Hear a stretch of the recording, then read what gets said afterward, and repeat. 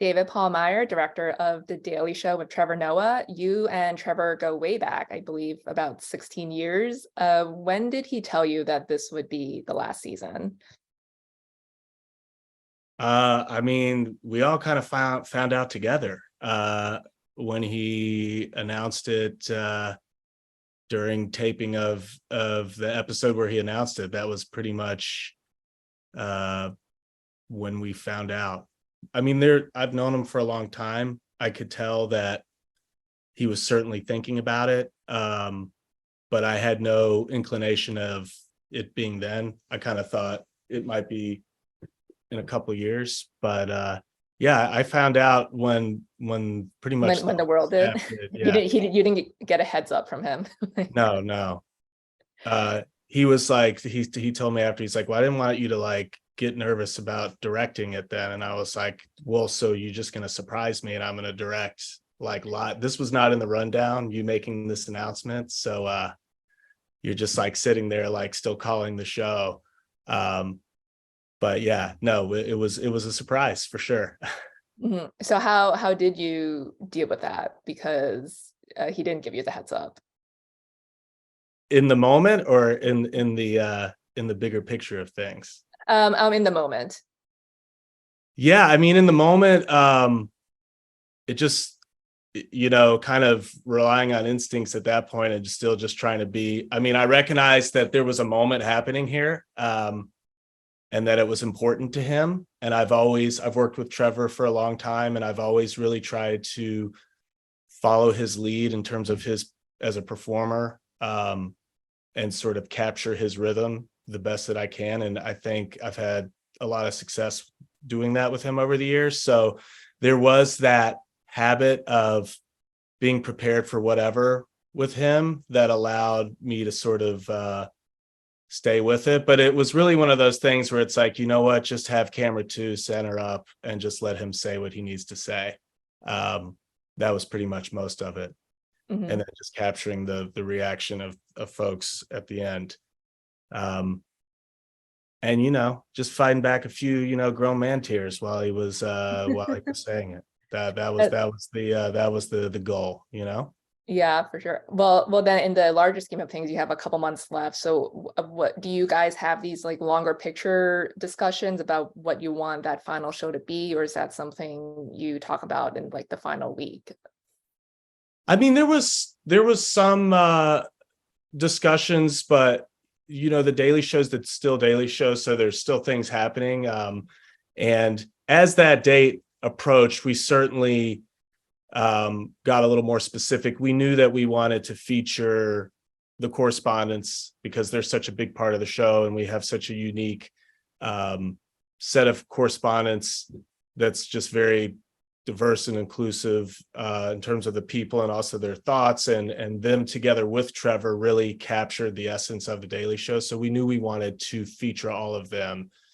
That was the big thing, and knew that Trevor would want to speak from his heart on the last episode, and kind of knew that was going to be a big part of it. And then, yeah, that was, and then a lot of it the day of, in terms of the last minute writing, what jokes were going to be written, how were we going to block it, because we were going to have everybody out there moving through the stage at once. So there was a flurry of things, but also in that last 2 months, the show went on the road still. We did a week of shows in Atlanta, and that was a totally different version of the show versus in New York. I mean, the show, even though we're on every day, 4 days a week, and it's Trevor at the desk, the show varies so much every day, day in, day out. So certainly, even in the confines of our studio in New York, every day was still different. And certainly then when we went on the road and did a week of shows in Atlanta, that was different. So many different challenges, so many different elements to consider for how we were going to interpret the script every day. So there was a lot. There was plenty. So there wasn't a whole lot of time to just sit there and be sad about him leaving. Yeah, because it's still like business as usual, and like you said, you're responding to the news every day, so it's constantly changing. Yeah. Maybe it's probably good you didn't have time to think about the end too much. Yeah, no, it was we still have a job to do here, and I think the best way to show Trevor that we appreciate he's done for us is to make sure that these last 2 months, every show is special. And I think that's what we did. His final speech, I think it's about like 20 minutes, it's very long. Did he give you any idea of what he was going to say, or it was just like the same thing, you just knew he was going to speak and you were going to shoot him for the full 20? He was pretty, I think it was important for him to kind of have his own process with that. I knew some of the beats very vague, maybe right before, but again, I rely on my experience with him. I direct Trevor's stand-up specials as well. So I've seen his process I've probably seen it more than most, I guess, in terms of how he comes up with material and how he speaks from the heart, and just kind of being with him and being around him for so long, I kind of can anticipate how it's going to be. And yeah, so it was like, okay, he's going to sit there and he's going to talk, but it's going to be more in the style of probably him as a performer. Even though he's seated, it's going to be him, he's not going to have prompter. He's going to be speaking from the heart, and it's going to be more like when he's doing stand up. So I kind of slipped into that mindset a little bit more in terms of editing and, or calling the line cut rather, when he was performing it, and just knowing how to cover it and when to go for a close up or something, from the side, or knowing who was there that day, because he did call out some people in the audience, and knowing to have that ready in terms of like, he gave a shout out to Doug Herzog and Michelle Gainless and Jen Flans, our showrunner, and Chris McCarthy, so knowing who was there, where people were sitting,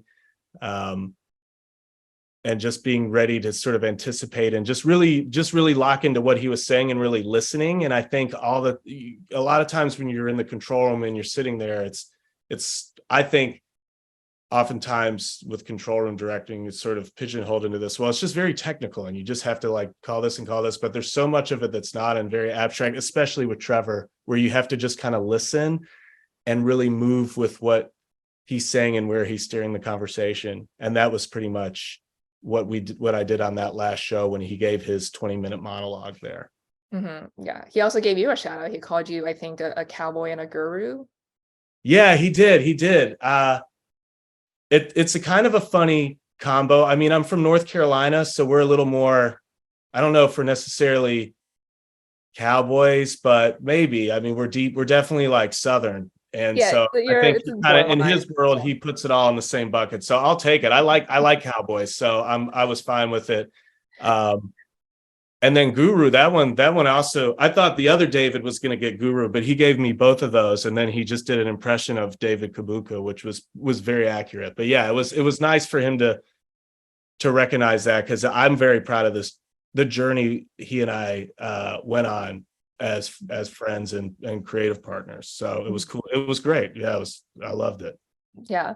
I mean, you obviously you know Trevor so well, and like you said, you can anticipate his beats and what he's going to do. But when it's like a celebrity guest and they're telling a long story and you don't exactly know what they're going to say, maybe they didn't reveal it in the pre-interview or something. So how do you know when to do a close-up, when to pull back? Is it just listening to what they're saying?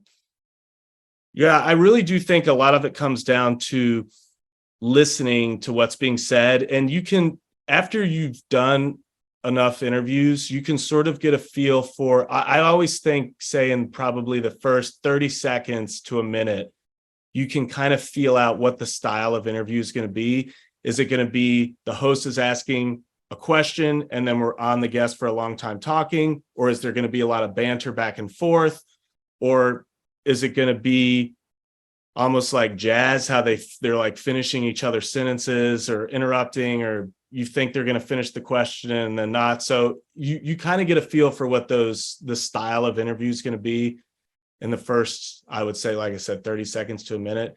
And then I try to make sure that the coverage, it's weird. It's like, I feel like part of it has become like a study in language and like sentence structure. And so when you start to hear this phrase, or when you start to hear you do, and then they're going to give a bit of the person's bio, you can cut to that person for a listening shot for like 10-15 seconds and get that real reaction, hear the guest reflecting on their own body of work or whatever, I like to try to catch those moments of the not just the guests talking, but the guests listening. And I think, yeah, it just comes from being fully engaged in what is being said, while also sort of playing your instrument, which is calling the line cut and talking to the cameras at the same time, and knowing where you can give direction and not miss a key point. And it's something that you always can get better every day. The fact that the show is every day, you have a lot of opportunities to hone that, because it's not, sometimes you got to say market and then you go into the edit later and pull up the shot or whatever.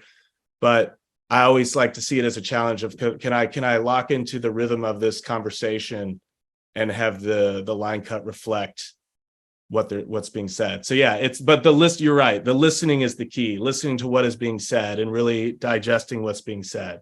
Mm-hmm. Yeah, it's like instinctual too. So yeah.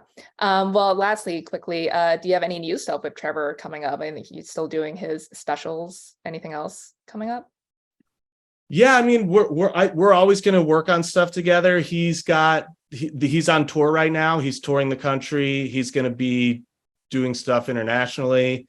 I think he's doing another special this year in South Africa that I've done the previous one, so that may be something that I'm part of. We'll see. And then we've got a few other projects in development that, luckily, Trevor's got a lot of great interests, be it stand-up or docuseries or narrative film, and I'm looking forward to collaborating with him on a few of those things. It's going to be Awesome. fun. Can't wait. Well, Dave, it's great speaking with you. Thanks so much for your time. We'll see you back here in a little bit.